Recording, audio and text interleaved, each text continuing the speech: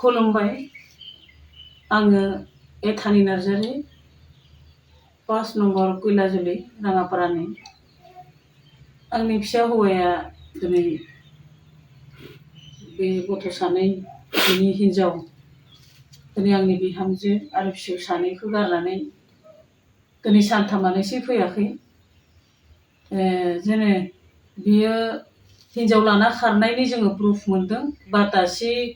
बातासिनि दावगापुर गामिनि सानजिला बर' बेबो फिसाय गोनां आरो फिसा सानै गोनां हिनजाव बेखौनो लाना खारदों। आरो जेने जोङो खावलायो जेन बेखौ नुयोब्ला मानसिफ्रा जेन जोंनो खबर होयो, जों बेखौनो रिकुवेस्ट खालामदों। दिनै बे फिसा सानैखौ जेन आलाय सिलाय जाजानो जों हास्थायाखै।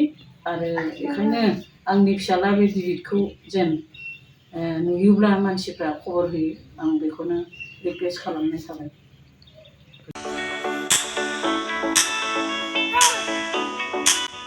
गेलेनायखौ मोजां मोनग्रा एबा गावबा गावनि गथ'खौ पेन्सिल सिलाट मार्शेल आर्ट्सनि गोख्रों गेलेगिरि खालामनो सानग्राफोरनि थाखाय मोजां खौरां।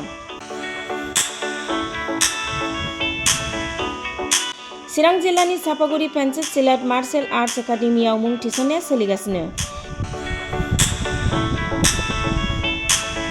नोंथांमोना नोंथांमोननि गथ'खौ सापागुरि पेन्सिल सिलाट मार्शेल आर्ट्सनि एकाडेमियाव मुं थिसननो हागोन।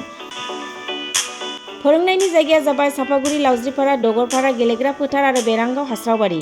मख'जाथाव दि सापागुरि पेन्सिल सिलाट मार्शेल आर्ट्स एकाडेमिनि सोलोंसाफ्रा गुबुन गुबुन जायगायाव गेलेहैनानै जाफुंसारदों।